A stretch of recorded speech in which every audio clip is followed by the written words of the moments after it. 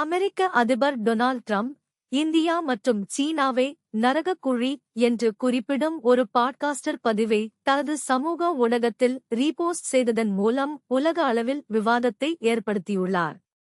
இந்த பதிவு இந்தியர்கள் மற்றும் ஆசியர்களை இழிவுபடுத்தும் விதமாக இருந்தது. இந்த பதிவிற்கு இந்து அமெரிக்க அறக்கட்டளை கடும் எதிர்ப்பு தெரிவித்து அதை நீக்க வேண்டும் என்று வலியுறுத்தியுள்ளது.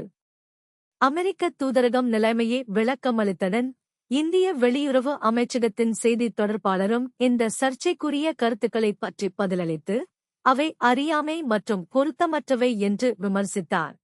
அமெரிக்க அதிபர் டொனால்ட் ட்ரம்ப் அறிமுகப்படுத்திய கோல்ட் கார்டு விசா திட்டத்தின் மூலம் வெளிநாட்டினர் சுமார் $1 மில்லியன் இந்திய மதிப்பில் சுமார் 8.3 கோடி ரூபாய் முதலீடு செய்தால் அமெரிக்காவில் சட்டப்பூர்வமாக வசிக்கவும் வேலை செய்யவும் வாய்ப்புள்ளது.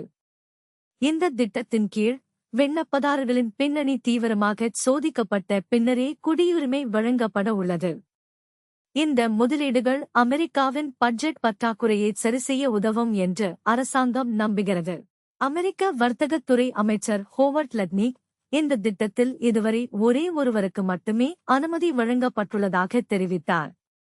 இருப்பினும் நூற்றுக்கணக்கான விண்ணப்பங்கள் பரிசீலனையில் உள்ளன என்றும் திட்டத்தை சரியாக செயல்படுத்த அரசு உறுதியாக உள்ளது என்றும் அவர் குறிப்பிட்டார்.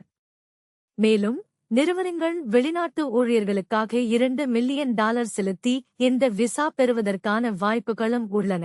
டொனால்ட் ட்ரம்ப் ஹார்முஸ் ஜலசந்தி மீது அமெரிக்கா முழுமையான கட்டுப்பாட்டைக் கொண்டுள்ளது என்று தெரிவித்துள்ளார். அமெரிக்க கடற்படையின் அனுமதியின்றி எந்த கப்பலும் ஜலசந்திக்குள் நுழையவோ அல்லது வெளியேறவோ முடியாது என்று அவர் குறிப்பிட்டுள்ளார். ஈரான் ஒரு உடன்பாட்டை எட்டும் வரை இந்த ஜலசந்தி இறுக்கமாக மூடப்பட்டிருக்கும் என்றும் அவர் கூறியுள்ளார். மேலும் கன்னிவெடிகளை அகற்ற ஈரான் படகுகளை சுட்டு வீழ்த்துமாறு அமெரிக்க கடற்படைக்கு உத்தரவிட்டதாகவும் அவர் அறிவித்துள்ளார். அமெரிக்க அதிபர் டொனால்ட் ட்ரம்ப் ஹோர்முஸ் நீரிணையில் கன்னிவெடிகளை பொருத்தும் ஈரான் படகுகளை உடனடியாக சுட்டு வீழ்த்தும்படி அமெரிக்க கடற்படைக்கு உத்தரவிட்டுள்ளார். இந்த உத்தரவால் ஈரான் மற்றும் அமெரிக்கா இடையே போர் பதற்றம் அதிகரித்துள்ளது. போர் நிறுத்தம் நீடிந்திருந்தாலும் இரு தரப்பினரும் கடல்வழி முற்றுகையில் ஈடுபட்டுள்ளதால் ஹோர்முஸ் நீரிணைப் பகுதியில் வணிக கப்பல்களின் போக்குவரத்து பாதிக்கப்பட்டுள்ளது. அமெரிக்கா இதுவரை 33 கப்பல்களை திருப்பி அனுப்பியுள்ளது.